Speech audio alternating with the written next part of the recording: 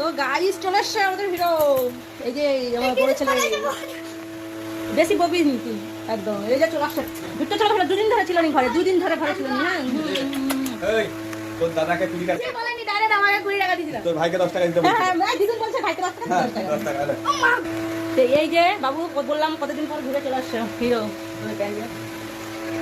আমাদের দাদা ভাই কি গো কি অবস্থা, কি অবস্থা দাড়ি চুলে এত দেরি হলো আসতে তোমাদের? ও বৃষ্টি হচ্ছে বলে এত দেরি হলো না? আমাকে যা জিনিস দিছে সব ভাই ওটা বাজে বল দেখিনি, এত দেরি হয়ে গেল, এত তাড়াতাড়ি হয়ে গেল। তো গাইড ফাইনালি দেখে আমার বড় ছেলে ঘর চলে আসছে, আর আমার কোনো টেনশন নাই, সব জায়গায় সাথে তার ঘর ঢুকে গেছে। 4 জন ফ্যামিলির মানুষ, 4 জনই ঘর চলে আসছে।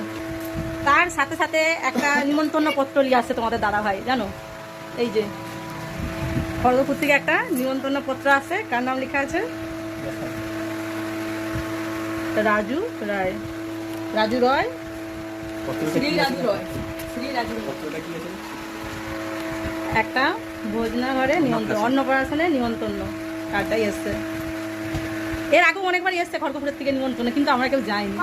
এবারে আবার নিমন্ত্রণ করেছে, কার পাঠিয়েছে কি হবে? সুদীপের শুভ অন্নপ্রাশন।